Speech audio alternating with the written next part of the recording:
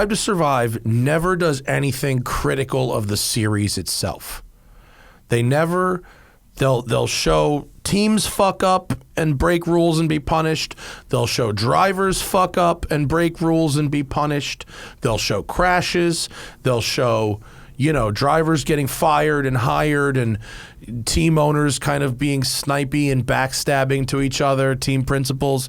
But they'll never show somewhere where they don't really show anywhere where the series does the wrong thing. Hello, everybody. Welcome to the Smoking Tire Podcast. And this episode is brought to you by Groove Life. Now, listen, it is 2023. Are you still using the same belt from 2003? Now is the time to update your belt game. The Groove Belt has proprietary webbing engineered with just the right amount of stretch, and Groove Life designed the world's baddest buckle that snaps using rare earth neodymium. Woo! Magnets set in an aluminum alloy. Trust me, your waist will thank you. Whatever happens to your Groove Life gear, they are here to help. With their 94-year, no BS warranty, the Groove Belt is the last belt you'll ever need. And the buckle includes what they like to call stiff tech. That's a fancy way of saying there's no annoying belt flaps that need to be tucked in. The Groove Belt is good for the office, the woods, the backyard, everything in between. Plus, it never needs to be adjusted. Just put it on and forget about it. These are incredibly high quality products, infinitely adjustable, and they really feel like they are made to last. And don't think for a second these guys just make belts. They've got wallets, rings, watch bands, AirPod cases, and so much more. They send us that metal wallet. This thing is like indestructible. You could run it over with a car, and it's got that auto like fan out thing, like a deck of cards with your credit cards. It's pretty pimp, actually. Groove Life has gone from a side project to a company that now provides for over 100 families. Recognized by Inc. magazine as one of the fastest growing companies in the USA. Love it. I love made in America stuff. It's time to bring your belt game into the 21st century. Head to groovelife.com/tire and use promo code TIRE for 20% off all Groove Life products. That's the best offer you'll find, but you have to use my code TIRE for 20% off your order. One last time. Go to groovelife.com/tire and use promo code TIRE for 20% off your whole order. Also, today's podcast is brought to you by Off the Record. We love Off the Record, fighting tickets for you. I know someone who works for me here at Westside Collector Car Storage just got a ticket for something real stupid. In fact, I think we're going to talk about it in this week's podcast episode. And he is using Off the Record. They're going to help him get these points off his record. He got a ticket for having his headlights off in the rain in the middle of the day. Yeah. I know you're supposed to have your headlights on, but his were off, allegedly. Off the Record is going to help him out get those points off the record. All you have to do is go to offtherecord.com/TST or use code TST10 on the Off the Record app. Get you 10% off all your legal services with Off the Record. Just get the app, enter the code now, then way you don't have to remember it later. You certainly don't want to be thinking about it when you're stuck on the side of the road with Johnny Law over there. Right? You don't plead guilty. You never plead guilty to tickets like this. It is money extraction from you. But you go to offtherecord.com/TST or use code TST10 on the app, and you don't have to worry about it for a very, very long time because you got a whole team of folks that are ready to fight that ticket on your behalf, and they will win, allegedly. All right, folks. Both episodes this week are crew shows, and that's because both episodes last week were guest shows, and we got to balance the budget, so to speak, right? In this episode, I talk about the very sad and untimely passing of my brother-in-law, John. It's a sad segment in the beginning, and so Just be aware of that. I gripe about the question, if you had to pick between two cars, why? Because you don't. Tesla opens their supercharger network to non-Teslas. We look at a study showing how most drivers, or many drivers, could make do with a small EV, and I discuss the how I feel about Drive to Survive. It's a cruise show on the Smoking Tire Podcast. Hi, everybody. Welcome to the program. Bucky Lasek was supposed to be here today, but I think his appearance on our show is just cursed. First time that he was going to come on, I had to go out of town for a road and track gig last minute, had to change plans. Second time he's going to come on, I got COVID. Third time he was going to come on, my brother John died. Get to that in a second. Fourth time he was going to come on was today, and he texted me about an hour ago and said, I don't think I can make it. My stomach is really not feeling very good, and I just threw up Pepto-Bismol. And I went, okay. He goes, I think it's my appendix. I went, go to the hospital. And then he sent me this picture, which is his arm with an IV in it. So he did go to the hospital. And I hope Bucky's okay. I mean, I'm sure he will be okay. He's at the hospital and texting me, but like, fuck. Well, I didn't want to tell you this, but a few nights ago I was here, you had left, and a witch stood outside and waved some rollerblades, and I think she wanted to curse the skateboarders. It was like, this week is not a good week. No.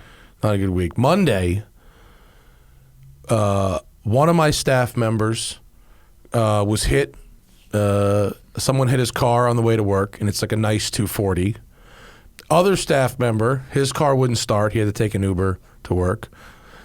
And then Vinny got a ticket while driving home because he had his wipers on but not his headlights. At like daytime. It was daytime. Yeah. Now, I know the law. You are supposed to have your headlights on. Technically, legally, he that was a legit ticket, but I've never actually heard of someone getting a ticket in a rainstorm for not having their headlights on in the middle of the day. Well, and also something we've expressed frustration about in this city is that people drive around at night all the time with no lights on, like tail lights off. Yeah. And if police want to write headlight tickets, just sit on any road for 20 minutes. You'll get someone. You're fly catching in a barrel.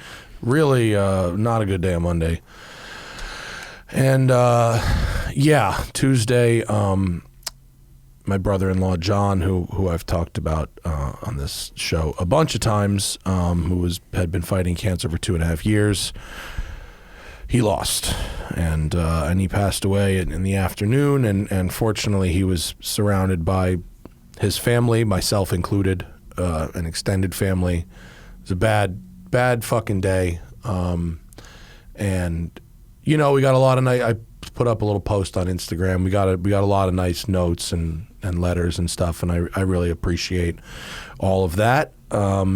This is really the first, I went to film an Audi this morning because I had to, but this was really the first work-related thing that I'm doing this week, so I assume everyone will be okay with that. Cancer fucking sucks, man. It's terrible, and I don't have a lot to add that I didn't already put on my Instagram post from last night. I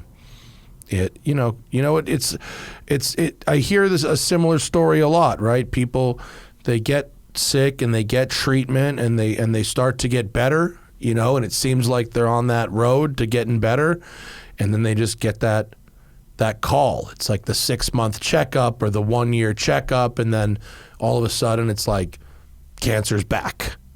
I think for him it was might have been the 2-year checkup, or 1 year after getting the transplant, a year after 2 years after diagnosis, a year after the transplant, which was 3 or 4 months ago. Was it December-ish? It was it was before Thanksgiving, but it was in the fall, and it was cancer's back, and then shit started not working right.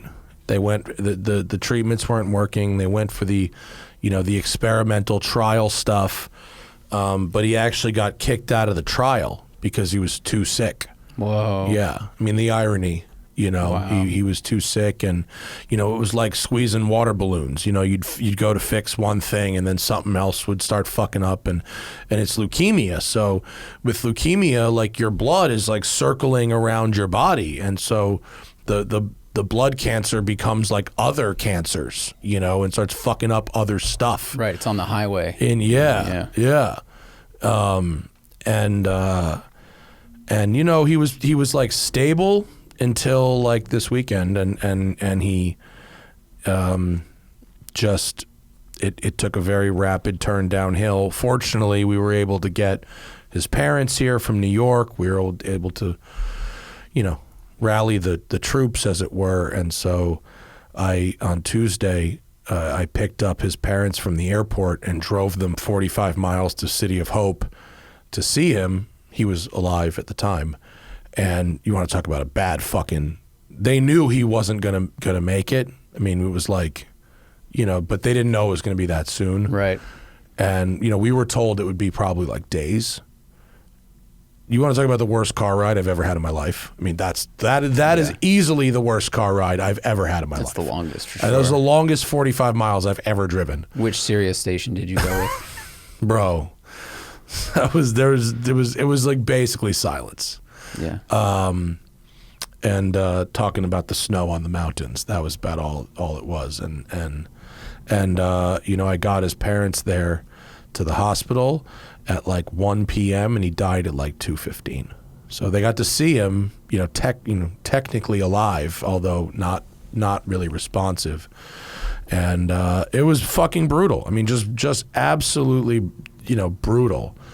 And so the family's still around, and we're like, you know, everyone's kind of grieving in their own way, but all together, you know. So it's like, I think I said this when the whole family was here for Thanksgiving, and someone said to me, "How's it going?" And I said, "Everyone is being who they are."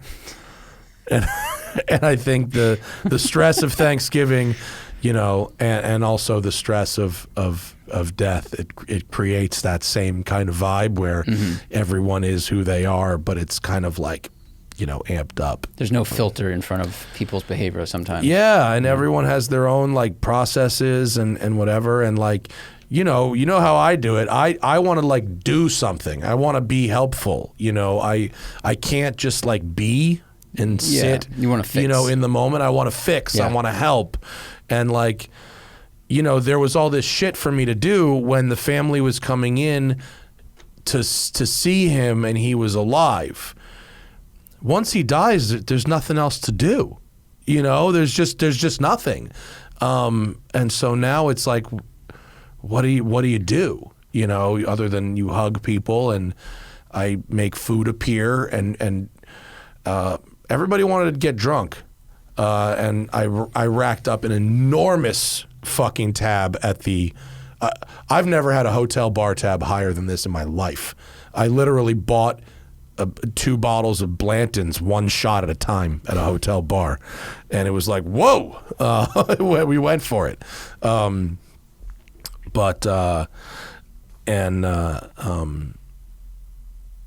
what can you do? You know, you could donate blood. You can donate platelets. There's a national shortage of both. John needed a pint a day of platelets every fucking day at the end. And so, you know, when they determined that there was nothing else that they could do, that there were no more medical options for him, and they moved him to what they call comfort care. It's basically hospice, but without moving you physically to it. He was so weak, they didn't think he would survive being moved anywhere. Yeah, I remember that. And I remember you telling me that. So. Yeah.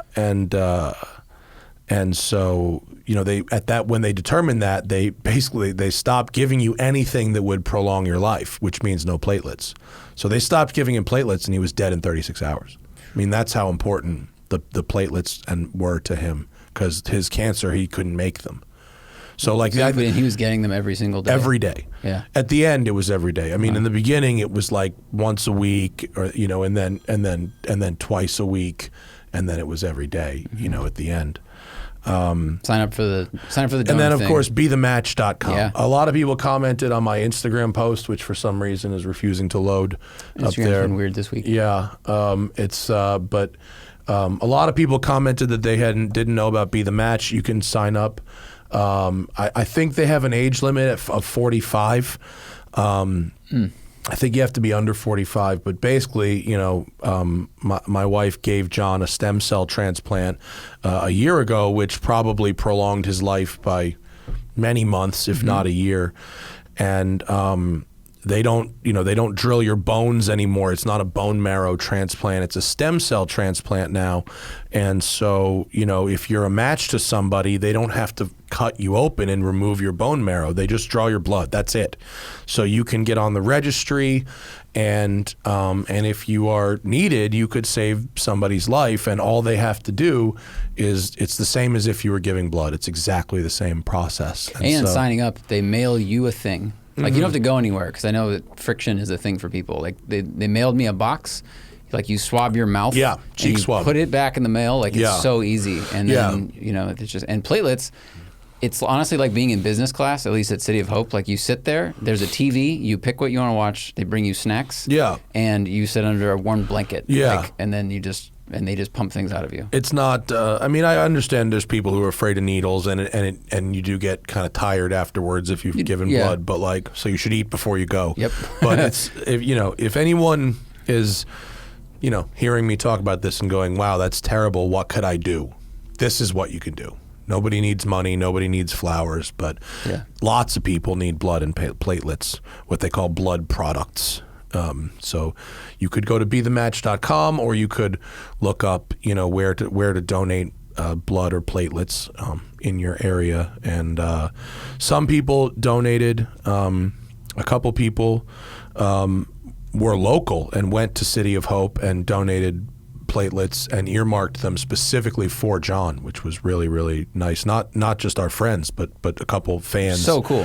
Which was amazing. And when I showed the comments to Hannah's family, to her parents, and they were blown away by how many people ended up signing up for Be the Match. So that's something that you could do.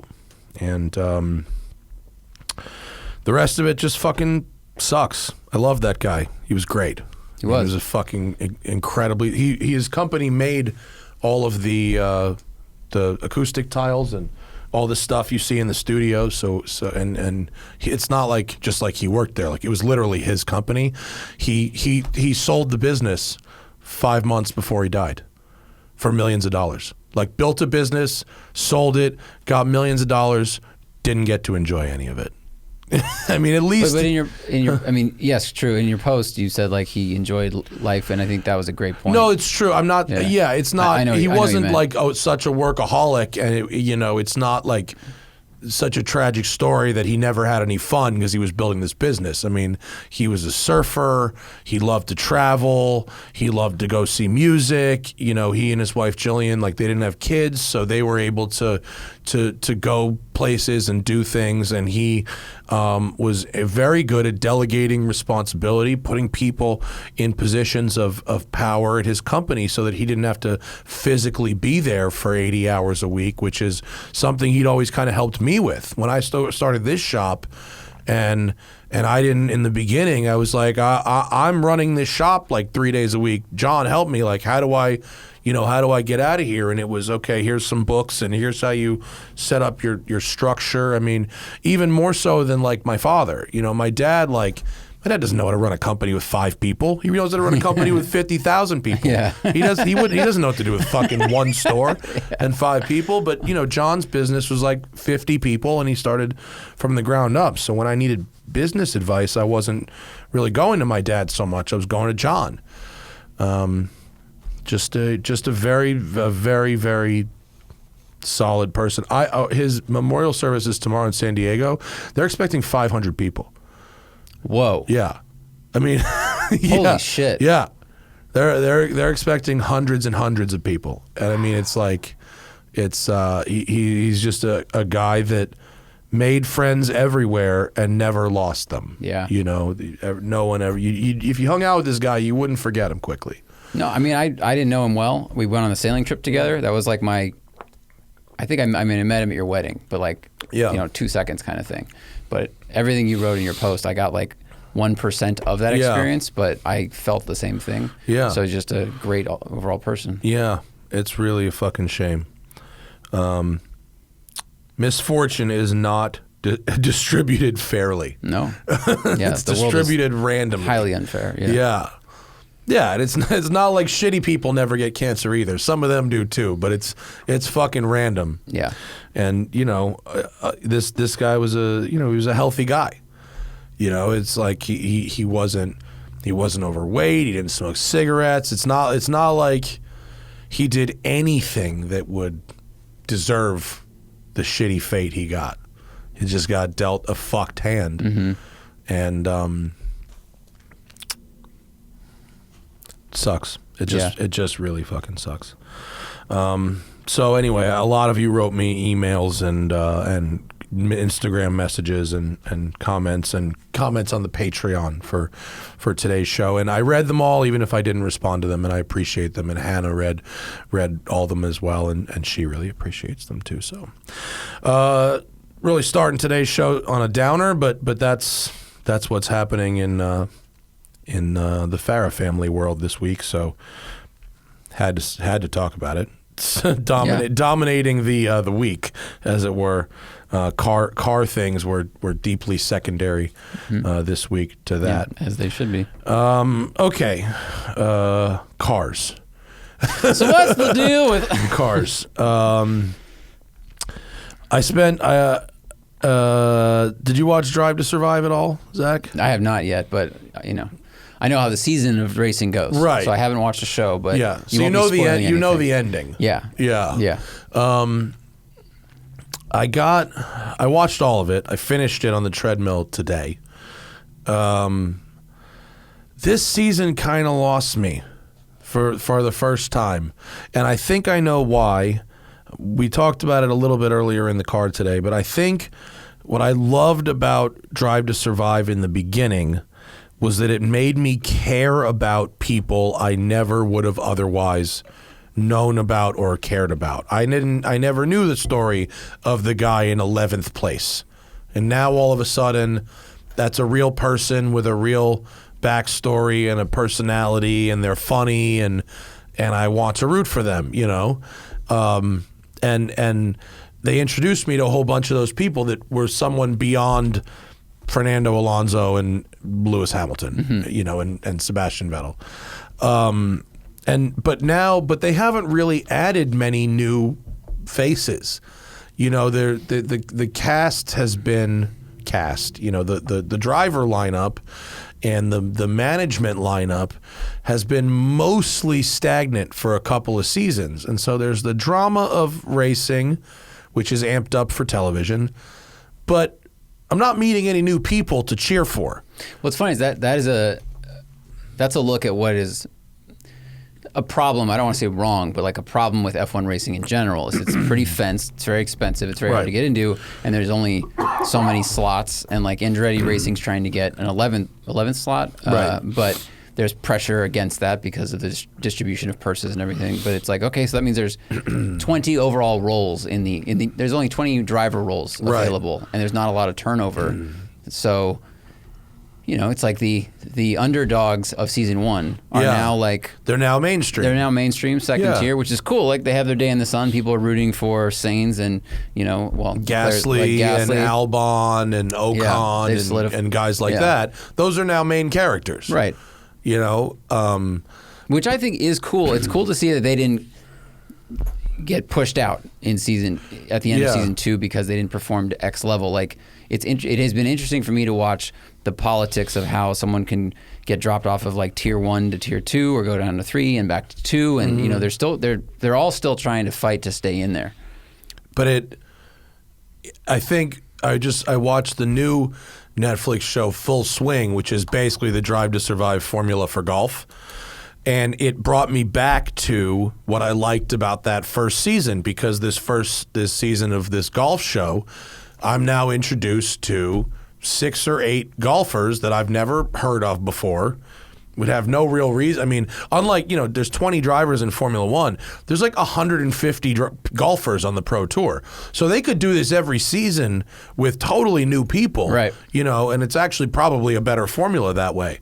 But it reminded me what I liked so much about Drive to Survive is it made me invested in people I wouldn't have otherwise invested in. I will say, spoiler alert, at the end of the season, the end of the last episode, they do a sort of, okay, these people are now out, whether it's, Mick Schumacher and Ricciardo and the guy who was running Ferrari's team is out. Massimo. His initials are MB, whatever the fuck. And then there's new people who are coming. There's 4 or 5 new drivers that I've legitimately never heard of before that will be on next season. So like maybe they'll get me back with new people next season.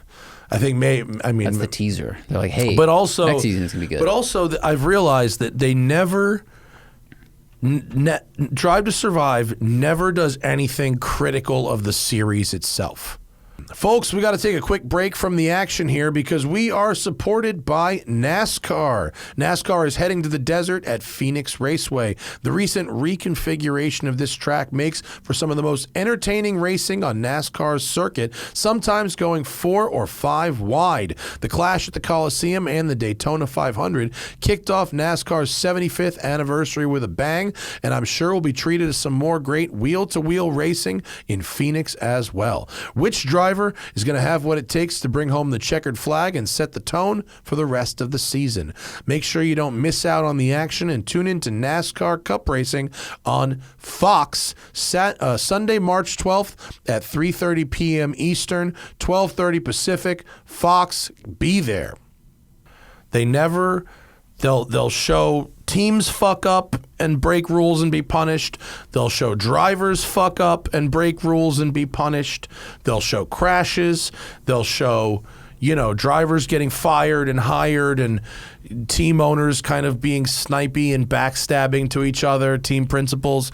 But they'll never show somewhere where they don't really show anywhere where the series does the wrong thing. Like they don't show that incident with Pierre Gasly and the tractor being on track, even though that would be a very dramatic TV moment and there's plenty of video footage. It's not like they don't have the shot. I can't believe they don't show that. Yeah. I mean, it went around the internet. That was one of the most watched moments in Formula One of last year because it was controversial and problematic and dangerous and all the other things. Yeah, but it makes the series look bad. I thought it would just be, Or it at least makes one of the Suzuka, tracks. right? It makes one of the tracks look bad. It makes the track look bad for sure, especially because they did that 7 years ago. They had a very similar incident. And so I don't see anything, and obviously they're trading for access, right?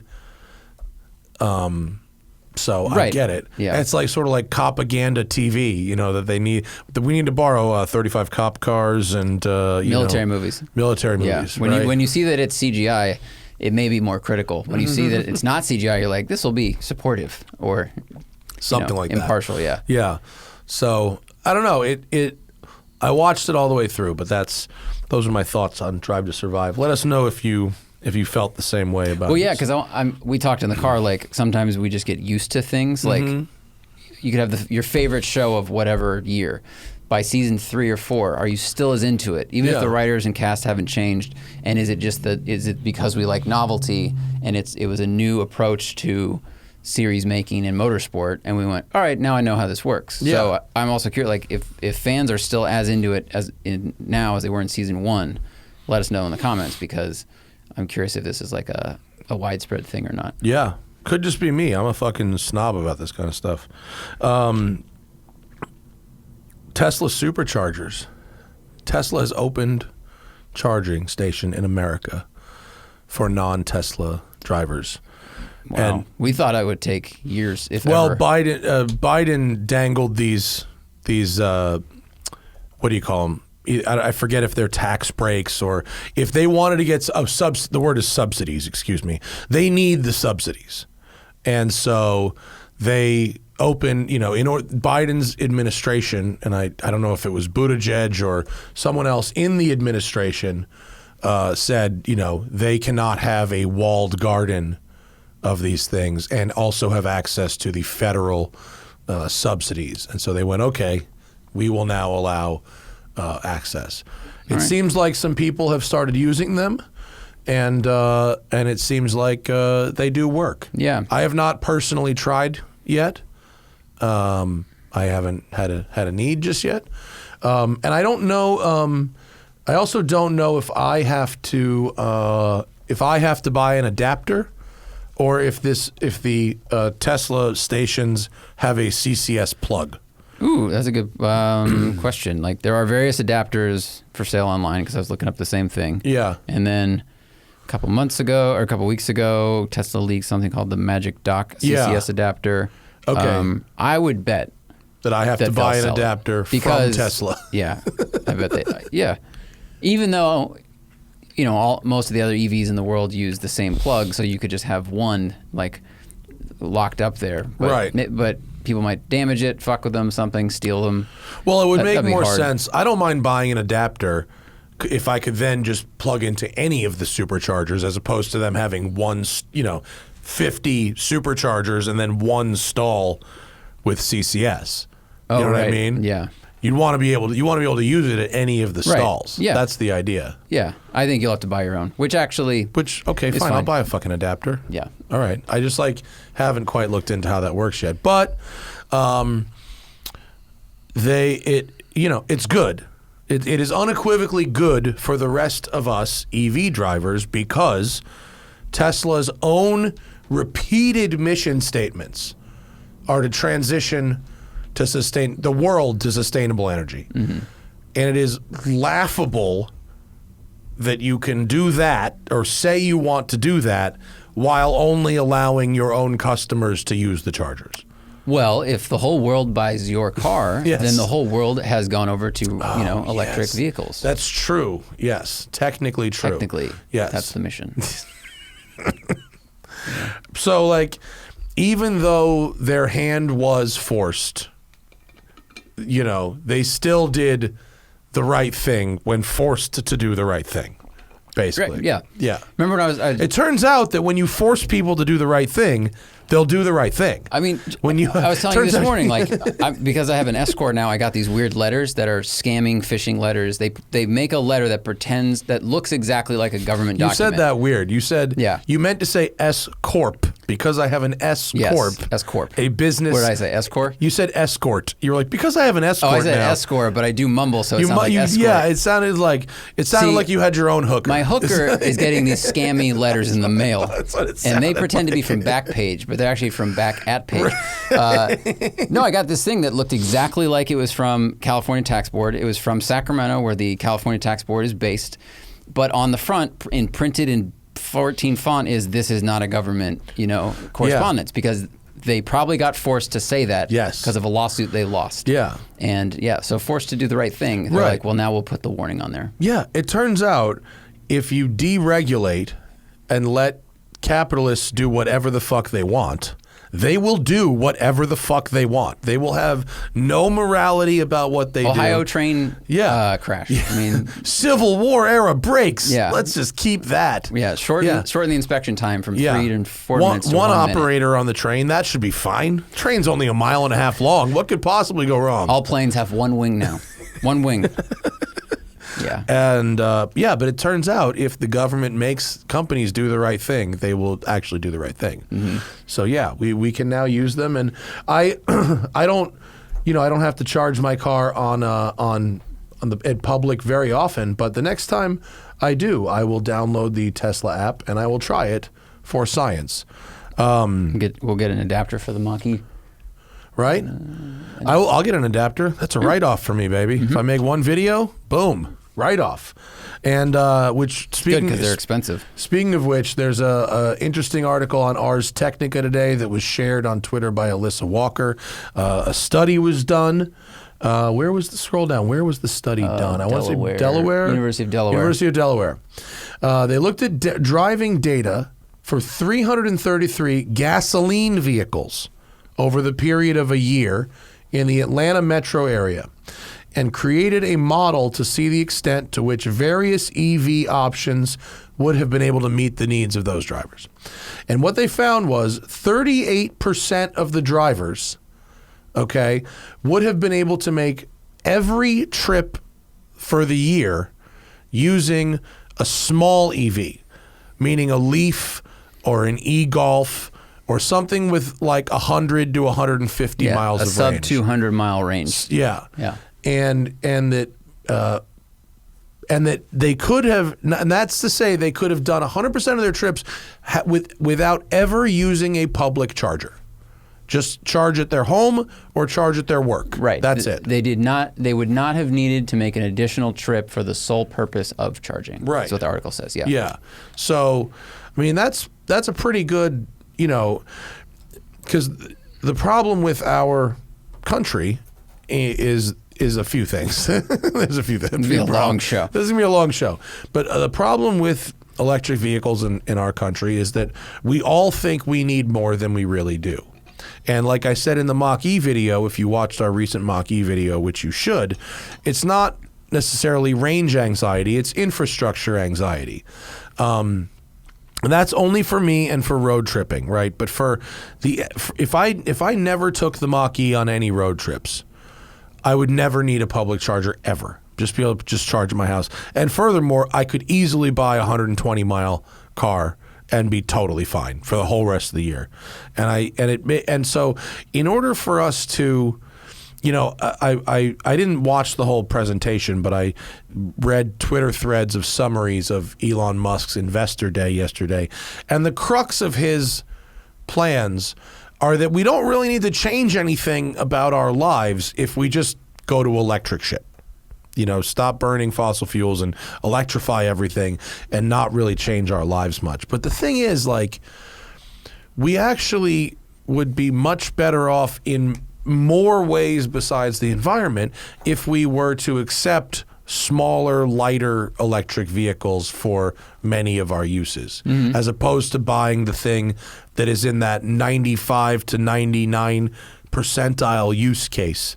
I might need to drive 300 miles one day, so I better be able to do it without stopping to charge. Right. Well, and something to point out in the article, and we've talked about this a lot before, especially when Dodge came out with the 500e. When they first started selling those, they would give you it's like 5 rental car. Right. Not days. It was like certificates. Yeah, it was like 10 days total. So it was like, hey, if you need to take a longer trip in a bigger car, here's a free rental car. And something they point out in the study is that for a larger majority of, the 1/3 could do all of their trips using just this small EV. And then for a lot of the other people, if you just rented a car like 3 days a year, it's cheaper. Oh, no, it was instead of buying a longer range EV, like a Mach-E, you could get a smaller battery EV and then take that difference, the $10,000 difference, and spend $1,000 a year on a rental car for your long journey. And now you've, saved $9,000 and you have the range you want. Totally. We don't all need to be driving super long range EVs. Right. And you also have safer pedestrian standards. You have lower insurance rates. We have less harm to the environment, fewer minerals, less time spent at charging stations because a smaller battery would charge because it doesn't have to fill as much actual capacity. Just an interesting study that we suspected, kind of would be the case, but it was an official scientific study, and I thought that was kind of interesting. I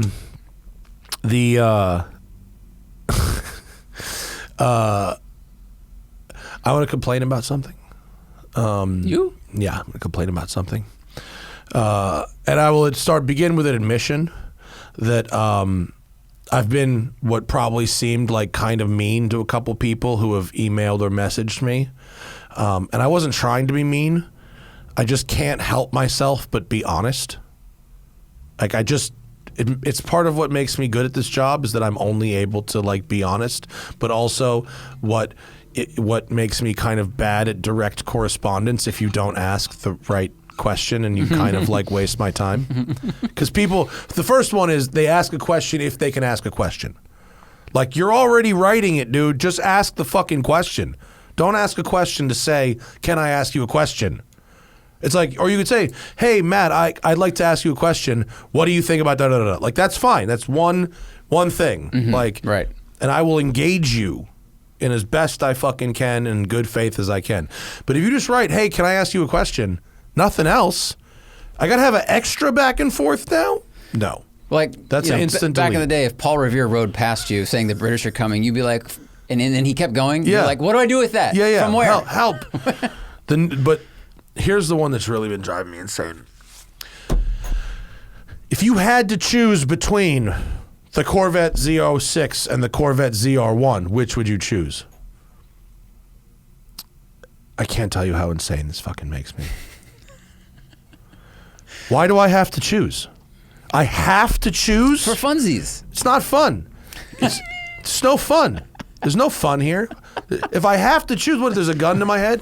You must spend $100,000 on this car or this car, right, and no other cars. Yes. That's not, I don't get it. It's a question. It's a hypothetical question. But there's no, that's like saying to me, if you had to jump off the Empire State Building or flap your arms and fly to the moon, which would well, if someone like, phrased it as, do you like this one more than that one? Well, fucking ask that. Right. Ask that. That's a reasonable question. That's what. It's a fucking reasonable question. That's what's underneath it. But why do you have to say it like a fucking moron? You have to set up a totally impossible hypothetical rather than the just only saying, car you can have on this island. Like, I'll answer your fucking car question, man. If you say, hey, Matt, you drove the GT3 RS and the GT4 RS. Which do you prefer? I'd like to buy one of the two. That's a reasonable question. If you had to choose between these two cars, you don't. You never do. You never will. No one has ever had to choose. So you hate that. You hate the literal phrasing. I hate the fucking phrasing. You literally hate the literal phrasing. Yeah, Okay. you do not have to choose. You could buy any car you fucking wanted, or no car. That's a scenario that doesn't exist. You have said that I have to choose between two cars, but I don't. I never did. I never will have to choose between two cars.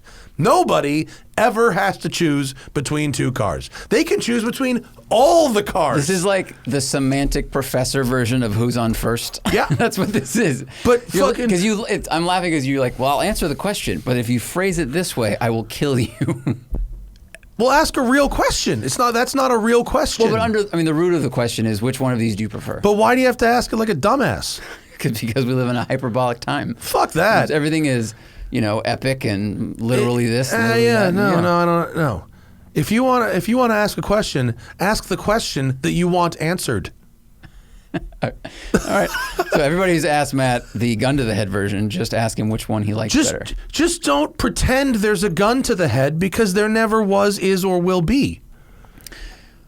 Maybe they're used to living or being around people that are wishy-washy and go, can't decide, instead of just saying, which one of these do you like better? I guess. But it's just so weird. I just don't understand why. I go Z06. Why? But why is it set up that way?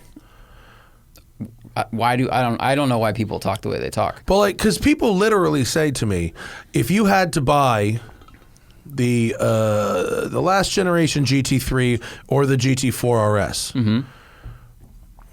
Well, I don't. Right, but I think this is just the time we live in. This is like... Right, but why phrase it that way instead of saying, Matt, it's just a trend. I would like to buy a fast, fun Porsche. Oh, I think... Here are my requirements. You are overestimating the number of people that are about to buy this car versus the ones that just want to hear your opinion on the two cars. That's really what they want. But they know, presumably, that I just bought a Porsche. The one that I actually did want. But it wasn't on their list. I knew the cars on their list existed, but there was a third option. Right, but they might not like the Spider. They like these two, and they're curious which one you like. Well, so between then those ask two. for yourself. Don't ask which one I would buy. Who fucking cares what I would buy? I mean, this is not an uncommon trend, though, in like Carlos Lago will have like Q&A nights and Johnny Lieberman and stuff, and people they'll respond. They'll say, You like the E63 or the M5? And Carlos or whoever will just say this one, A, B, whatever. So that's where I'm just saying that's where this is coming from. Yeah, this exists in the world. It just annoys me that people are so dumb. It does. I can't. I don't have time for it. Ask the question that you actually want answered. If it's consumer advice for yourself, present it that way. Don't present it as I need to fucking buy some shit that I certainly don't need to buy. I don't need to buy some shit. Like, there's a third option. A third option. There's infinite options. You could literally have anything. But you just can't. There's not infinite options in how to ask you this question, though. You have to ask it a very specific way. No. There's only one way they can't ask it, which is to set it up like I'm forced to buy one of two choices, which is a situation that doesn't exist and never will. They just want to know which one you like more. Yeah. Well, then ask that. That's a real question. And that has a real answer. It could be a one-word answer. Just won't make me annoyed. Right. Just saying. Yeah. This is what annoyed me this week. I mean, the second thing that annoyed me this week. There's something much more significant that annoyed me much more this week. Yeah. But this was in the myriad of things. Close second. It's a close second. It's a very close second. I didn't hear you get mad about John. I heard you were sad. I was sad. It's different. Yeah. John once gave me a hypothetical. Oh, no, I don't know. And look what you did to him. And yeah, it's my fault. I did it. I'm going to cut that joke out later, but I'm proud You know what of did it? Jersey fucking Mike's. This motherfucker ate a lot of Jersey Mike's Allegedly. while he was 6. Let's not get sued by Jersey Mike's. No. He got cancer from Jersey Mike's.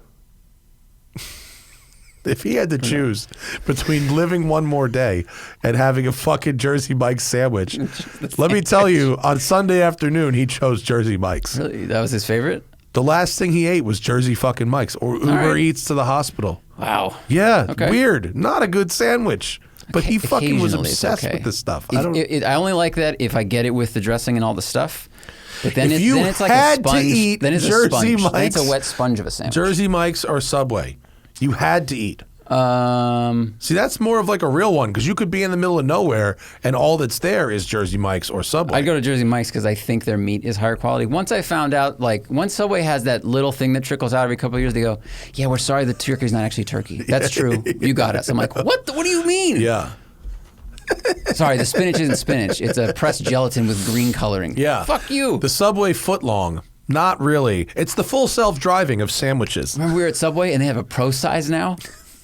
Remember? We were there. They call it FL Pro. They call it FL Pro. FL Pro. Yeah, the other one is yeah. called what? The middle one is the one that used There's to be 6 foot long, inch, which is actually 6 inches. Yeah. And then there's FL, which I believe TM, is probably foot long, which but is not TM a foot. Right. Which is and then there's FL Yeah, Pro. it's FL Pro. We were like, what is that? We got them though, didn't we? In Quartzsite. We got the FL. Did we get a Pro? I don't remember if we got we got a regular. a regular FL. Yeah. A regular 11.1 inch FL. I started my order and the lady behind the counter made fun of me, and I was like, well, we'll be friends. It was fun. That's what I remember. How long is the FL Pro? The foot long Pro. Bro, it's so funny. Just the word pro to describe the length of a sandwich is amazing. The foot long Pro is 12 inches long. So it really gets the technicality of it, right? So it's like if you're a professional, a foot long is actually 12 inches. I wonder if that's a way they're now selling the same sandwich they used to sell, but now it's more money, and it's technically 12 inches long. Right, like you know how that's fucking awesome. You know how like it's the opposite of cars. Like you know how cars get bigger every generation and then they slot one underneath? Yep. The Subway sandwiches get smaller every generation and then they sneak one on the top. Yeah, exactly. That's fucking crazy. Oh boy. Yep. FL Pro, baby, the full 12. Imagine like a lawyer went out and won a case to get them. They had to do this, right? They went, hey, pointed this out. And that lawyer, they saw a gold mine. They went after it. I don't feel bad for them. Like that's how their brain works. I feel bad for the assistants to that lawyer that's just trying to get credit or experience. And they're like, this is what we're doing with our degree. This.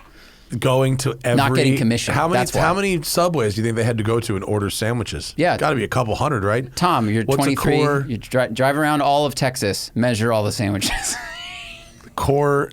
You could probably get someone on like Fiverr to do Nice that. Yale sweatshirt. Here's what you're doing for the next 6 months. Yeah. That would be an interesting adventure. No, it wouldn't.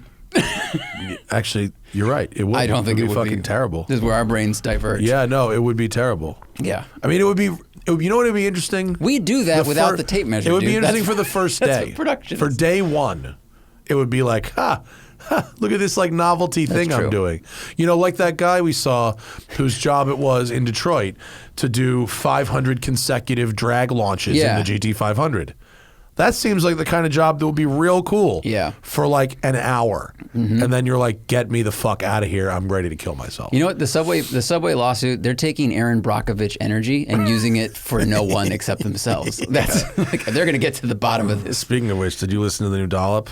Oh, the PG&E one? Oof. Oh, two-part, yeah, I'm sure. The it's gonna be two-parter PG&E. good. Was Aaron Brockovich was that the PG&E story? It was Or when they different power leaked. company? It was, well, it didn't have to do with the current fires. Yeah, I know that. This was when PG&E was using chromium in their fucking gas plants. Delicious. And leaked chromium-6 all up into the rivers, all up into the watershed, giving kids cancer and Oh, that's shit. what the dollop is about?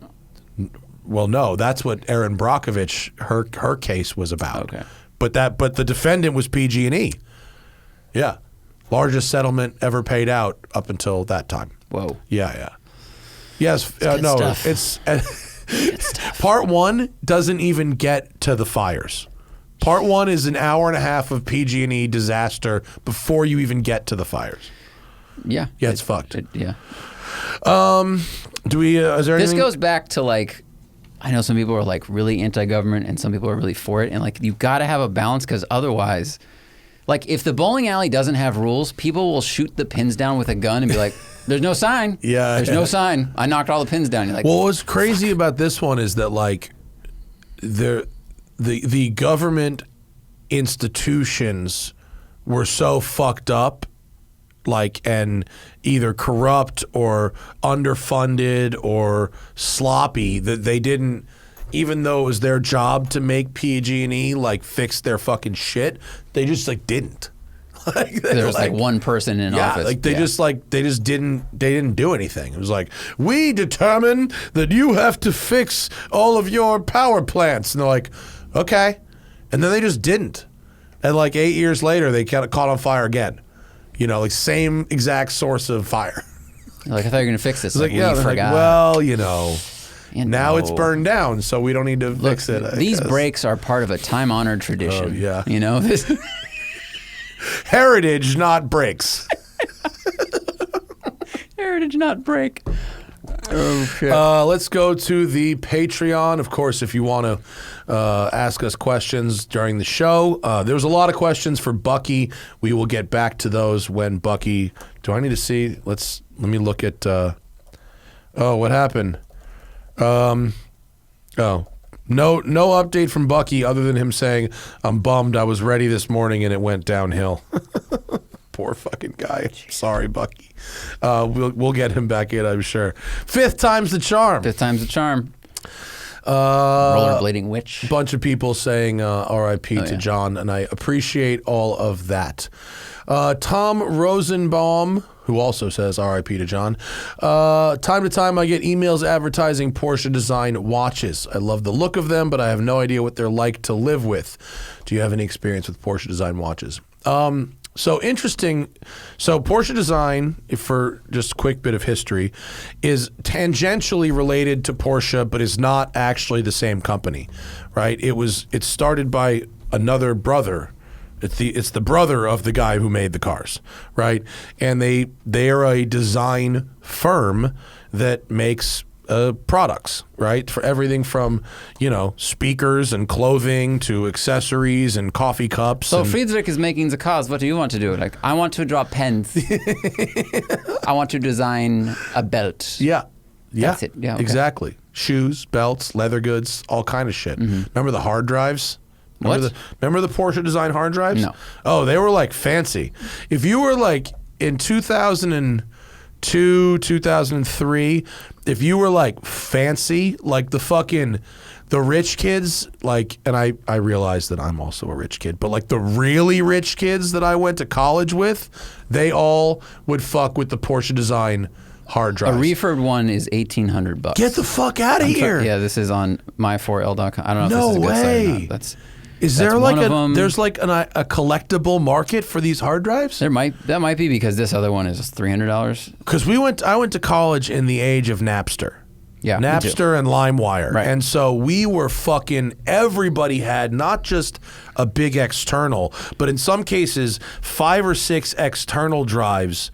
You know, I think it was probably like probably 1 gigabyte or 2 gigabytes at the time, right? Wow. This would have been like 2 gigs maybe.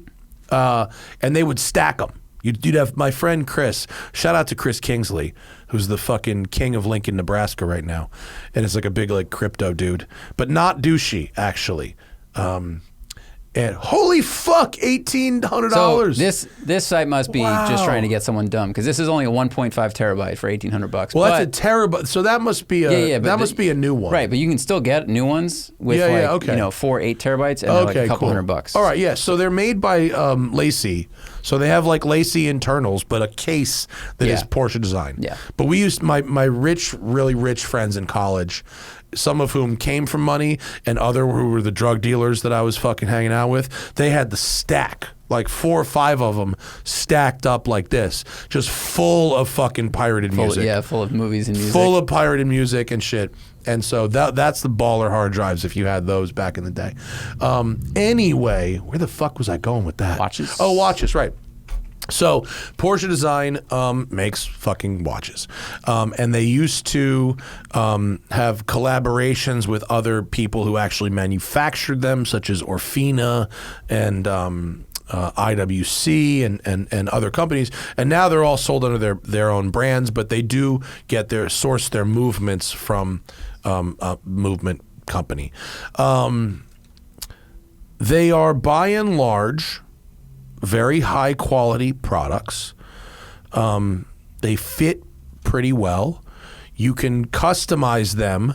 Like there's a configurator online. You can customize them, and they're nice. And like because Porsche Design is like a separate company from Porsche, I don't find them to be like as douchey as like the car watch like collabs are.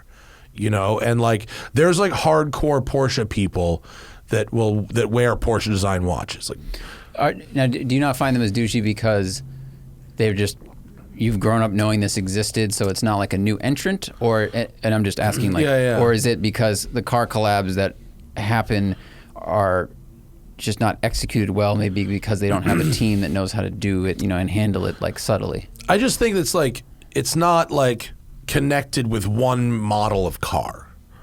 You know what I mean? It's like because I guess because I've known it's a separate thing. Like the bottom line is like they're nice watches. They're made well. They keep good time. Like you buy one and it will last a lifetime. But they are. Let's just say that if you were to buy one for call it $8,000. At a boutique, the very second you took it out the door, it would be worth $3,500. Ooh. I mean, it just is. That's just how what the value is, of that. So go to Chrono 24. Oh yeah, there's some options. Maverick wears one in Top Gun. So if you look at them used. And we have to accept these settings. If you look at them used, you can find them for, pretty cheap. I mean, relatively speaking. They have a long history, so you can get ones from the 80s and 90s that are kind of cool. Magnus has a cool vintage one, but right now they're $3,000, $2,000, $1,000. Like, they're like between $1,000 and $4,000 for like a good used one. And they're $7,000, $8,000, $9,000 if you buy one brand new. So they have a floor where they'll never be below a certain amount of money, but if you buy one new, you're immediately burning 50% of the value of the watch plus. So you better really like it if you're buying it. You're not buying it as an investment. But the good news is you can go to, they're around. You can go into any Porsche dealer for the most part, and they'll have them if they have a little Porsche design boutique in their store. It's not bad yellow. I like the color of that yellow. Yeah, I don't like the black dials. Yeah. But it's close. Yeah. And it comes in. And it looks fucking thick, though. Yeah. Cool. Yeah. Okay. Thank you for that. Is it Tom? Let's go to the... Lucas says, whoa, I recently won a 1994 Alpina B3 on Bring a Trailer. There you go, which might be the ultimate budget boxer dropper. I like boxer dropper. That's funny. That's like a panty dropper hilarious. For dudes. Well, because it's a car, so most of the people taking their pants off are going to be dudes. Anyway, you dailied a car designed in the 80s for a period of time, my R129. Would I ever do it again? I'm wondering if I could daily the B3 or if the lack of basic tech might be aggravating. Well, So here's the thing. It doesn't bother me. Like driving an older car every day, doesn't really bother me. You could change the radio. What's a 94 B3? Is that an E34? Or is that an E36? What is that? Ooh, I think E34. Can you look up what a 94 B3? I want to say that's an E36 based car. 1994 Alpina. You put 93. So yeah, it's an E36. It's a 3-liter. Okay, so it's punched out to a 3-liter. Cool looking little car. Love it. It looks fantastic. The wheels look awesome. The front lip looks awesome. I mean, it's an E36. So, is this it? The recent sale? 94 B3 sedan? Yeah, maybe. 2 weeks ago. This looks like it's Lucas's car. For 17 grand, what a fucking buy. God, that's great. How many miles are 24, 15,000 miles? No fucking, TMU. That's why. It's true miles unknown, so. Gotcha. But still, I mean, if you found an E36 M3 sedan, a normal one, that was that clean, it would be 40, 30. I mean, even so, it's an automatic. That's kind of a point against. But if it's a daily driver, maybe it doesn't even matter. Swap it. You know what? I could say it's at that price, it might be worth it to swap it to a 6-speed or a 5-speed. That looks awesome. Yeah. Wow. But it looks fucking great. Honestly, change the radio. Just take the fucking radio out and put in a radio that has USB ports, Bluetooth, and CarPlay. I mean, you're talking about a few $100s. Maybe do the speakers while you're at it so you have some good tunes going. You can even do the simple thing of hide the amp, wire the cable in. You can keep the stock stereo if you just want the look. Because everything else you listed, Lucas, backup camera, auto headlights, just use your hand. Remote entry, again, use your hand. Yeah. Those things to me aren't particularly modern. The backup camera is obviously very handy, and if you wanted to, but you can live without it. You can live without it. No, you basically the 3 of the things you listed are just drive and operate correctly. Yeah, and then the stereo you can fix.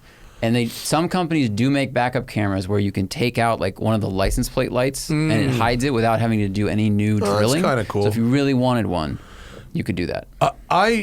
Forget the R129. I dailied the Safari 911 for a while, which is 1987. Key in the door to lock and unlock. Pull this fucking plunger to turn the headlights on. Pretty old school stuff. And that stuff did not really bother me. I mean, you get used to it quick. All that I really, really cared about was a stereo that didn't need to be super loud. I didn't need a ton of bass, but the stereo had to sound clear and good, and I needed a USB port that would connect to my phone so that I could, I'd rather in most cases, like in the Ferrari, I've got that Blaupunkt that has Bluetooth, but I don't use it because the USB cable that comes out, just plug in the phone.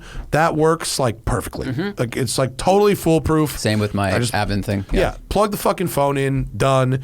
Charges, everything good to go. You know, a suction mount on your dash, and you've got your phone screen right there for GPS. Like, there's no real reason you could not daily a car from 1994. Totally. Just do the maintenance and you'll be good to go. But that's a fucking bad motherfucker, that car. That's a good looking car. And I don't know if the actual mileage backs up the condition. Can we see some interior shots? Oh, the interior is fantastic. I'll pull it up for everybody. The 3-spoke steering wheel, no airbag. Wow. The cloth seats. I mean, it looks great. Look at that funky ass shifter they put in it. What is this dash situation? I don't know. Is there? Oh, it's just a plate. Plaque. It's got a VIN plate. The motor looks so clean. Wow, this car is presented very well. Hopefully not trying to throw shade. Like, I hope it drives and everything else is in as good like a working order wow. as it looks, because what a good color. God, that's fantastic. Let's see these seats again. These are awesome. Dude, what a 17 grand. What a fucking great buy. How mad would Armin be if Armin would hang himself if he saw this for 17 grand. That car is, if any car has been worth a fucking 5-speed swap for $2,500. Yeah. I mean, that car really deserves a manual swap. Maybe get rid of the wood. It looks like it has some kind of good stereo speakers in it, though. I don't know what that is. I might ditch the wood on the center console. I don't know. It's kind of period. Yeah. I wouldn't miss it. It's definitely period. Wait till it cracks a bit more, which it will. That car is fucking cool, man. Yeah, I'm 100% on board. What a with that steering car. wheel. God. That steering wheel is great. Oh, actually, the shifter is just the standard BMW shifter. I thought for some reason it had the more of like a T handle, but now that I look at that photo, that's actually right. It's got stitching on it, like a blue-green to match the seats. Wait, go back to the dash. What does the dash look like? Yeah, just pull out that fucking head unit, dude. Where? Yeah. Car's great. The wheels are great. Yeah, just pull out the head unit and get either a flip out or something with CarPlay. You're good to go. Totally. Is there a close one? That car absolutely blue rules. The gauges, for audio listeners, the gauges are like a dark blue backing with white numbers. That looks really good. That looks great. What a great buy. 17 grand. Is that an aftermarket stereo anyway? It is. Yeah, it's a Kenwood. Yeah, just pull that shit out and get a fucking CarPlay head unit. You're good to go. That's cool. Yeah. Good job. That's great. Great buy. Love it. I think you should daily that. It's fucking sweet. If you don't, DM ARM Balg on Instagram, and he'll probably want it. He'll give you 35 grand for that car. And he says, how far off is the 981 GTS versus the 4.0? I mean, they're not totally different cars. They're not like, it's more power. I mean, it's just, it makes more power. The overall vibe is the same. The 4.0 has, if you're talking about a GT4, it's, let's go 981 GTS versus new GTS with the 4.0. It's really the same vibe. It's just more power. It's not enormously different. They're talking about the like a 2015 Boxster GTS or Cayman GTS versus the 4.0 GTS. A little more torque, but not enormously different cars. Ivan Capote says, what special editions of sports cars were a bad idea, or at the very least a pointless release without any real meaning? Interesting. Special editions of sports cars. I mean, recent Bullet Mustangs. Yeah, I mean, yeah. 50 years after the movie comes out, it's like, who cares? Let it go. Who cares? I wrote an article that Ford didn't like so much to stop with the fucking Bullet Mustangs. Mm-hmm. That one's right at the top of the fucking chain for sure. Well, it wasn't a sports car, but I think there was a Transformers edition Hyundai Kona.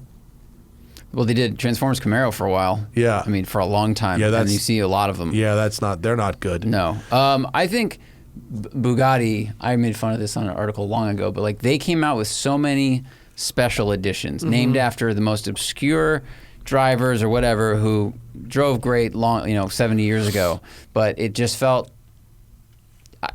once you've done that 12 times, the 13th time, I don't care and I'm not impressed. It's just like, just call it a different paint scheme. I know that marketing, they have to attach it to a name because stories help sell things, but that just like, none of them seem special when there's 15 different models that are just different colors. Yeah. I mean, no, that one actually, I was going to say the SLR Sterling Moss, but that's actually kind of cool. The one with no windshield is pretty cool. That does look kind of cool. That one's kind of sweet, actually. It's silly, but it's fun. And Sterling Moss is Sterling Moss. Yeah. And they only did it once. Interesting. That's a tough one. Did they ever do a minivan named after a person? Well, the question is for sports cars, but they did the fashion collabs. I mean, I had the Nautica Villager, but that makes the best sense. minivan ever, by the way. Let's make it comcomfortable inside. It wasn't different. It just had sailboats stitched on the headrests. Well, the GT86 I drove, or the FRS, I drove that one right at the end, the Hakone edition, which looked really nice, but cost a lot of money, and it came out like 7 months before the new car came out. And the new car made it completely irrelevant. And like in hindsight, that was not How about important. How about the Shelby Hertz Mustangs, which are basically just GTs with sport springs and an exhaust and stickers? Oh yeah, and automatic transmissions.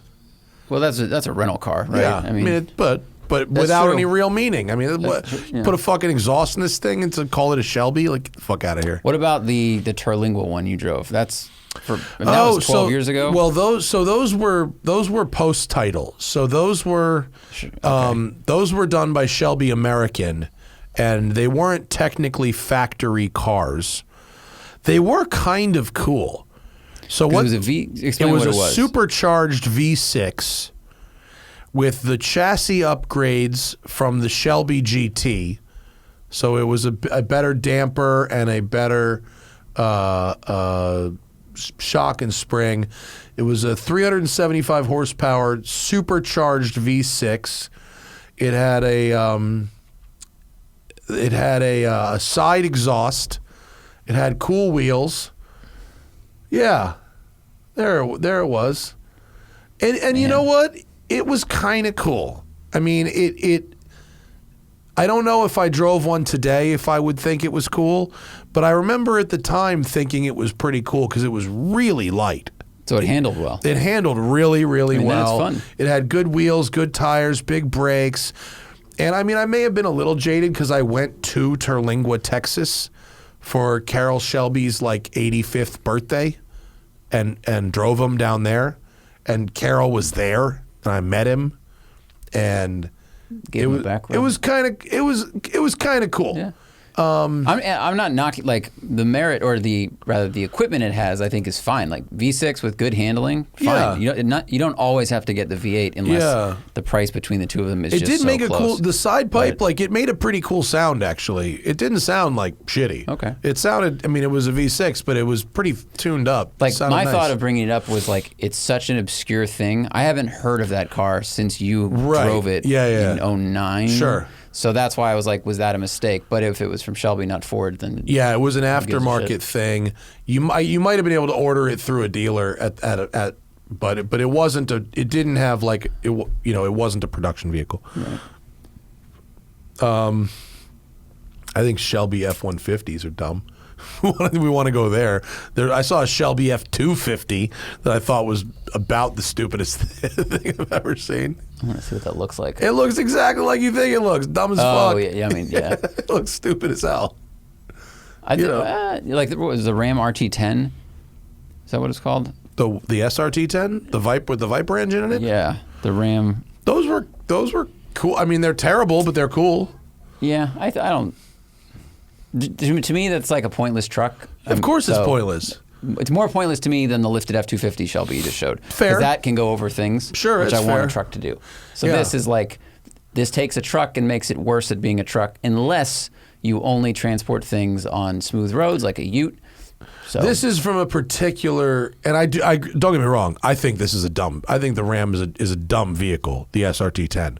But It is from a particular era where fast street trucks were a thing. Very true. And I like it more now that it's 15 years old than I liked it when it was new. Oh, really? Yeah. I feel like I went the other way. No, I like it more as a collectible novelty.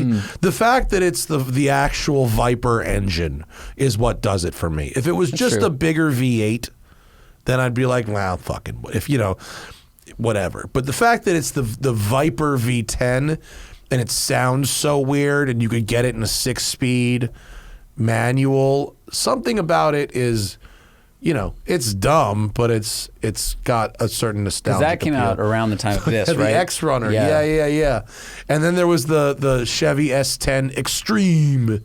Remember? Yep. A lot of extreme things Yeah. happening. The X Games came out and they were like, oh, put this on everything. Right. All right. But I can't think of a worse special edition than sports car. the first sports car than what was said previously. Let's see. Jordan Hodis says, I've been noticing a lot of drivers putting their wheels over the double yellow when coming around bends. Are people bad at turning left, or is this an indicator of the rise in reckless driving since the pandemic? Well, I don't know if it's just about since the pandemic. I mean, people, it's poor driving, you know, but people tend to, when driving poorly, make a racing line, you know, when turning left, which means cutting the corner. And a lot of the time, there's nobody there. But sooner or later, someone's going to fucking be there. Yeah. You see that video that was posted on roadandtrack.com last week, or maybe it was beginning of this week? There was just it was a dash cam video of someone in a Miata coming down Angeles Crest. Just go to roadandtrack.com. It was like, here's why you shouldn't cross the double yellow line. It should be on the front page still. Keep going. Whoa. Oh, did you see it? What happened there? Oh, no. Did our website fucking give you a nice big pop-up? Keep going down. Maybe it's... Where is it? Keep going, keep going, keep going. I'm surprised it hasn't done... Keep going. There should be... don't cross double yellow line. Where's the fucking story? Maybe it didn't do that well and it fell off the front page. I mean, what you're going to see if you go to roadandtrack.com and you find this story is a Miata minding his own business, having a nice little canyon drive, comes around a corner, and there is a fucking BMW looking right at him in his lane. There it is. Here's why you don't cross the double yellow. You don't have to look at the video. Just look at the picture. Jesus. Look at this photo. I mean, this is exactly what this Ivan is talking about here. This BMW is 100% over the line. I mean, the BMW's left wheel is nearly touching the bike lane in the lane it's not supposed to be in. That BMW is driving in England.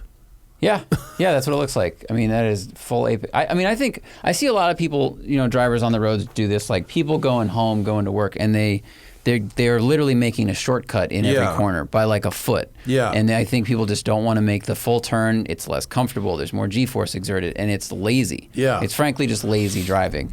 And then this shit is like, we were filming one day and we saw 3 Mustangs go by, and it was like cold. We never room did temp. anything with that video, did we? It wasn't very. It just wasn't. Very it was clear. hard to tell. Yeah, it was like we were really zoomed out. But basically, 3 Mustangs, and it was like the porridge with what's her name? It was Goldilocks. It was like a little over, half over, full over. Yeah. And each Mustang progressively was more and more over this line. It was just in 9 a.m. going fast, like just really super fast. egregious, lazy shit. Yeah. Yeah. You should never ever drive like this. And in the video, we might be able to play the video because it's on Instagram. Yeah, just play the fucking video. This dude gets fucking tagged. Watch this. It's right here. Look at this. I mean, that's insane. This dude is straight mobbing. Now I want a dash cam. Play it again. This guy in the Miata is having a nice little drive in his own lane, and this guy's fully oncoming. Fully over. Yeah. And if you scroll over in the gallery there, I want you to see it can one more time because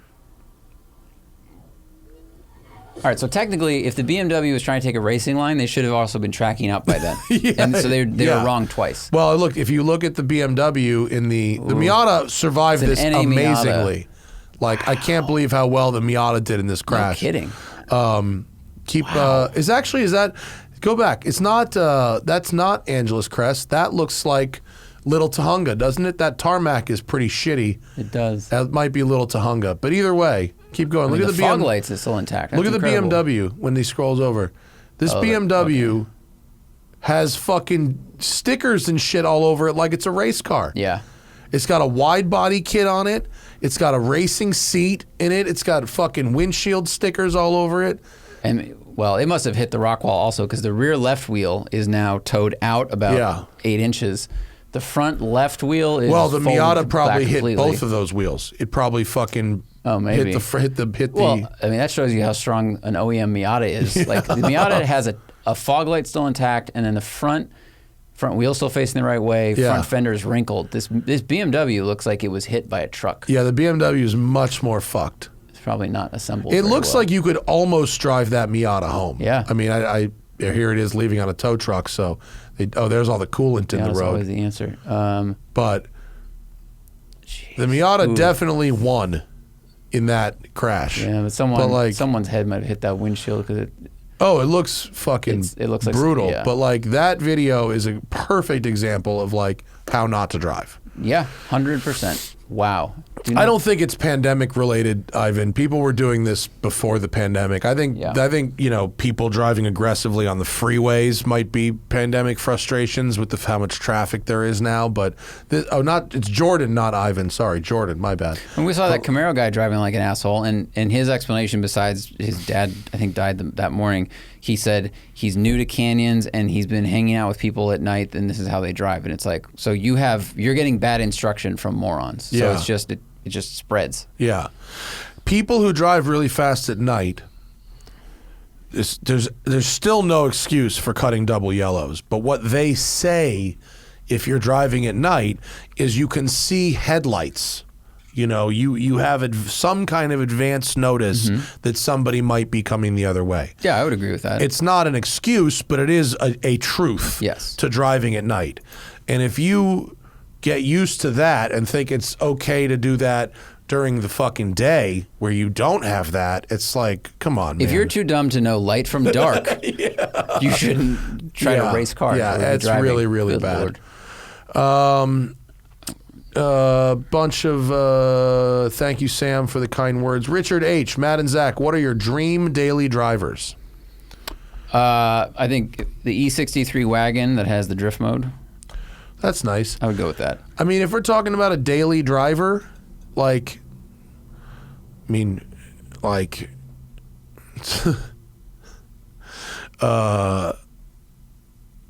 think that electric Rolls Royce that just came out. Oh, I saw the test mule of that. Yeah, the Spectre, yeah. which, in practice, not much different from a regular Rolls Royce, because that's a good daily. Yeah, that's true. I mean, they're so comfortable. It's really just because it's not because I want to be seen in a Rolls Royce, although there's nothing wrong with that. Maybe Range Rover, maybe the electric Range Rover that's coming out. I love if they shrink the wheels, yes. Yeah, I know. I would get whatever the smallest wheel is you could get. I don't know if it's a 20 or a 21, but I love the comfort level of Range Rovers. They're fucking great. They're just so comfortable. Electric Macan be cool. Electric Macan it wouldn't be dream, because dream for me has to be unattainable, really. I mean, or at least a real fucking stretch. Like when this lease is up, if an electric Macan existed when my Ford lease was up, I would be getting electric Macan for sure, because it'll be like 65, 70. It won't be 100. Right. Otherwise, I'd just get a Taycan if I had 100 to blow on a fucking car. My wife was working right now. We could probably do that. Bitch's on food stamps. Hear that, Hannah? Get a job, woman. Every time I see a Taycan go by, I'm like, good looking car, drive great. Oh, they're great. Yeah. The wagon, love it. So nice. The sport. Love it. So good. Also, Richard H., thoughts on Tudor watches? Tudor watches are great. They're very trendy right now. They're made extremely well.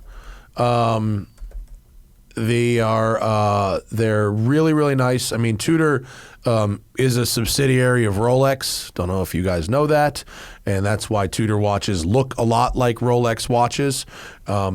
Some of the finish isn't quite as nice as Rolex. You'll notice they have the aluminum bezel inserts as opposed to the ceramic that Rolex uses. Their hands and dials are a little simpler than what Rolex is using, but they're made really, really well. You could beat the shit out of them. They have great depth ratings for the water. They come in a bunch of different colors. And they're very nice watches, and you could buy one and keep it for the rest of your life and pass it on to your children. I've never fallen in love with one personally, but it is a very high quality product. A lot of people that would love a Rolex Submariner or GMT if they could afford it, but either don't have $12 or $15 or $20,000, but they've got $5. You can get like 80% of the way. You can get pretty close to a Rolex and still have like watch guy cred, you know. Like if a Rolex wearer encounters a Tudor wearer, it's still like, you know, it's not like a ew. It's like you're in the club. Yeah, because it sounds like Richard wants to be in the club and he's into them and he respects the watches. Yeah, they're great. They're great. Most people who get a Tudor work their way up to a Rolex, but then they keep the Tudor. You know what I mean? Right. It's a good like stepping stone watch, but they're great. People dive with them, and you could beat the fucking balls out of them. They're really tough watches. Light bias. I've never followed the Aston Martin brand. Can you explain their models and appeal? To the non-fan, their models look all similar.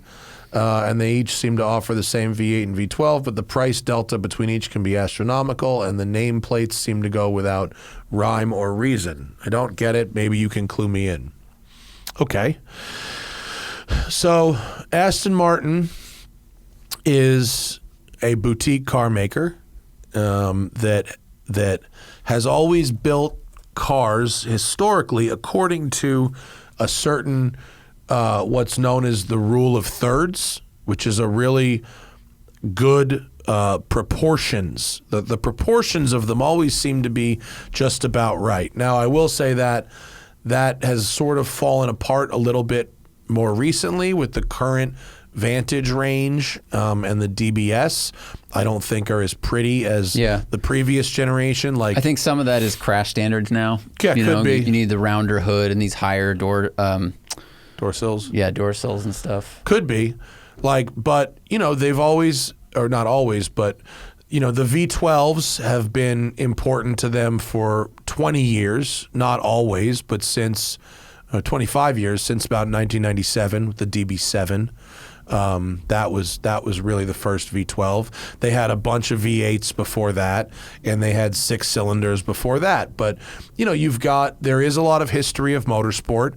They've always been present in endurance, not always, but there was a historical presence at Le Mans in the 50s and the 60s. Carroll Shelby won 59 in their car, right? Yeah, in 59 in a DBAR1, I think it's called DB. I think maybe DB1. What is it? You're almost there. We'll get there. 59 in the DBR1. Yes, DBR1, which makes a cameo in Top Gun Maverick. Oh, is it in the hangar? It's in the hangar. It's like, oh yeah, this pilot, by the way, has like a $20 million car sitting there. You know how many people sign up for the Navy after that? They're like, sorry, we make how much money? Yeah, wearing a Porsche design chronograph, by the way. So there is plenty of history of. Is that guy doing a balloon? What is that driver doing there? I don't know what he's holding. Like, is it a cigar? Is it a cigar? It might be a cigar, but it's a weird face. Oh, it's a champagne bottle. I think it's a champagne bottle. And he's wincing because it's going like in his esophagus. In his fucking face. Yeah, it's like foie gras him champagne. And then of course you've got James Bond, and like a lot of people want to be fucking superhero, right? And if you can buy a car that makes you feel like a superhero or a secret agent or whatever, there's that. Now that doesn't necessarily explain Aston Martin's like modern car lineup, but historically, that's how we got here. Right. Yeah, it explains like they've done a great job of maintaining that partnership and the marketing that comes with it, and also of like keeping the dream alive. Right. Of we are special. Here we make pretty things that are fast and different, handmade. And I think, customizable. You know, you can get all different colors and leathers and all kinds of stuff, and the cars have always been very elegant. They've always been a little bit more for touring than for racing. You know, they've always had engines that were a little too big for their chassis, and they're very British. You know, like they're very proud to be British. They've done things in sort of this British tradition of craftsmanship, which is a little different from the Italian tradition of craftsmanship. In British craftsmanship, things are a little more brutish. You know, they've kind of been more like stately, whereas the Italian, it's about curvaceous, like a woman or something. Right. You know, this is more like, well, I have to get in it with my hunting coat on, you know, kind of thing. I mean, here in '77, this is Aston Martin's history page, and they called themselves the first British supercar maker in '77 when the Vantage went 170. So they've been doing this for a long time. I love those. That 77 to 87 Vantage, I think that's a great looking car. I agree. I think what I don't like about them is they look a lot like a Camaro or Mustang. Sure. And from my love of Aston kicked in when I was like 12, you know, James Bond DB5, but then, you know, the Vanquish, the Vantage, and those to me look nothing like, you know, a Mustang or anything more common. Yeah. And that's what I want from them. Well, look, I mean, there's a reason that not only Aston, but Toyota built cars that looked like that in the 70s. I mean, that shape in the late 60s went global, and everyone else went, oh, that's a good looking car. What if I built that car but nice? Yeah. You know, like, I mean, if you don't get it, like, that's okay. You know, you don't have to. And if you drive one, you'd probably find something to like about it. They're in the grand scheme of cars, they're nice cars. Even if you drive it and go, well, this is nice, but I don't see it being $350,000. The nameplates don't come and go without. I mean, I disagree with the rhyme or reason of the nameplates. Yeah. I mean, the Vantage is a word that's been used for a very long time. We just said 70s, going back right? to even that before that. 60s? The Vantage used to be the high performance spec. That's right. So there was a DB5 Vantage and a DB6 Vantage. It was a trim level. And then it became its own model. Right. And then it in sometimes it comes back as a trim model. And then DB has been going on for a very long time, which stands for David Brown, who used to be the head guy over there. I think he bought it. It was started in like the 1900s, and he bought it and had it for a couple decades. Right. And then it traded hands a couple times. Also in British motoring tradition, they're always almost about to go out of business. Yeah. I mean, that's like that's what makes them really. They British. really need an accountant. They need one accountant. The designs are good. Yes. The engines are pretty They're good. always 2 years from insolvency. Yeah. You know, over and over, and so. I think they take a bit of the restraint of like the German cars and a bit of the sex appeal of the Italian cars, and they're a great marriage of that, and that's why I've liked them. And they've always had, you know, beautiful materials and stitching and finishing, and their paint quality is usually really good, and the DB9 and DBS are very, very pretty cars. The Vanquish, like mine, is the DB9 is the perfect example of the rule of thirds. So you have in the DB9, it's like the height of the side window is exactly 1/3 of the distance. It's a third of the total car. Right, and there's all kinds of measurements all over the car where something is 1/3 of the other thing. They look, the phrase "it looks like it's moving when it's sitting still," like it's thrown a little bit too much, but like these really, they look fast, they look great. I mean, I know a lot of women I know that are not into cars, when they would see an Aston Martin or especially DB9, they were just like, "What's that?" Yeah, like it's just, that is a beautiful. There's a car. reason that Tesla ripped this design off. It was basically perfect. I mean, there's no DB9 is a pretty decent car actually by Aston Martin standards and by vintage supercar standards, especially if you can find a stick. It's a pretty well made and pretty durable car, but like. And the V8 Vantage is a great car also. Yeah, actually, they did a good job of shrinking the DB9. Yeah. The previous generation car, and we now have it at West Side here. A client. Did you see the V12 Vantage that came in? No. We have a new V12 Vantage here. It's fucking mean. It looks awesome, and it sounds crazy too. The new one. We have the new one. The new V12. Oh, I thought you meant the last. Okay. Yeah, the new V12 Vantage. It looks ridiculous. And so, but this one here, same deal with the previous generation Vantage. That's rule of thirds all over the car. Proportions are perfect. Nothing about that car not to like. Yeah. Those cars will be incredibly collectible. The V12s already are. Yeah. But if it looks good and sounds good, nobody gives a fuck if it was slower than the Ferrari 360 or the Gallardo at the time. Nobody cares. The longer time goes by, the less it matters. Yeah, especially with a manual, versus a Gallardo with E. Totally usable car. God. Yeah, totally usable Such a good-looking car. I mean, they're fantastic, and they're made really well. That may have been one of the best built Aston Martins of all time. Like silver on red, I would buy one of these if I could. It's great. You could probably afford one. I think a good one's like 80. Are they that much for a good one? Yeah. Wow. Well, because they increased the displacement. Yeah, once they went to the year, 4.7. They kept going dip. Yeah, the early ones are 4.3. So it depends on what you want. Yeah. But they're great cars. Yeah. So you don't have to love Astons. You don't have to get them. But if you drive one, they're pretty nice. Yeah. Pretty nice. Brian Lewis, on the topic of Cayman versus Corvette. Yeah, Zach and I filmed a Cayman versus Corvette, which will be coming up on the channel soon. 987 Cayman S and C6 Corvette both seem to be at the $25,000 to $30,000 range. Which would be the better ownership experience? Ownership. Kind of broad term, right? Yeah. I'm not sure. Depends how you define ownership. Yeah. I mean, I think as they age, Porsches tend to hold up a little better than Corvettes. The materials, the interiors, stuff like that. Corvettes get a little creaky and rattly as they age, more so than Porsches.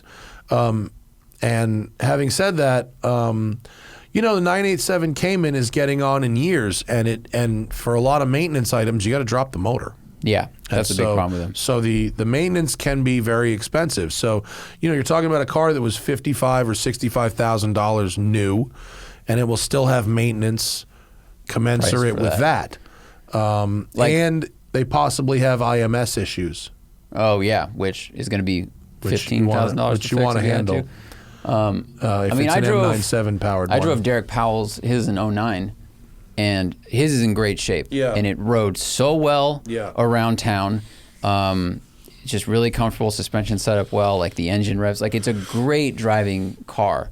So, again, ownership experience is just, we need a term that's better defined. Like a C6, I think they're totally different emotions. Like the C6 to me is a rowdy beast.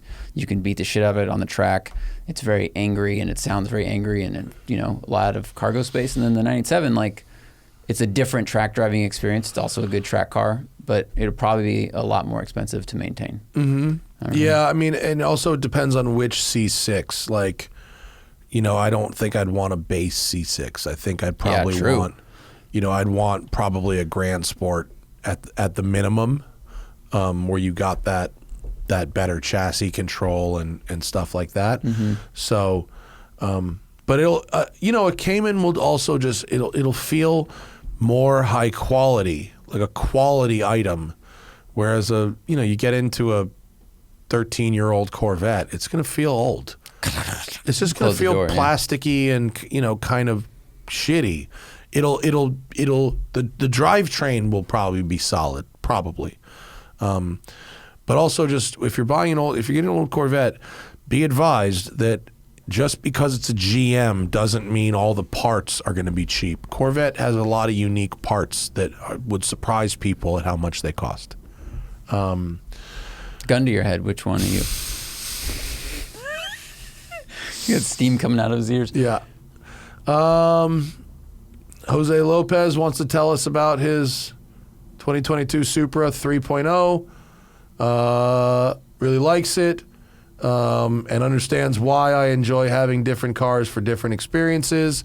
I've grown to appreciate the handling more than the horsepower. Oh, he has a 600 horsepower BMW 340, which is great in a straight line, but that's it. That sounds right. In the future, I want to get a 718 GT4. I understand where you're at. Oh boy, what happened there? Sorry, Jake Shore has asked, do we like how Drive to Survive jumps around from in each episode, or do we think a more linear storytelling of the season would be better? Well, linear storytelling of the season is the season. I'm not trying to be a dick. I just mean that, like, I think that if each episode focuses on a topic or a driver or a team, then creating a story arc that comes from different places throughout the season tells a more compelling story than going, here's this race, here's what happened, here's this race, here's what happened. So, you know, it sounds like a dick when I say that, but I think the linear season is just the season. It's just motorsports coverage, whereas this is editorialized.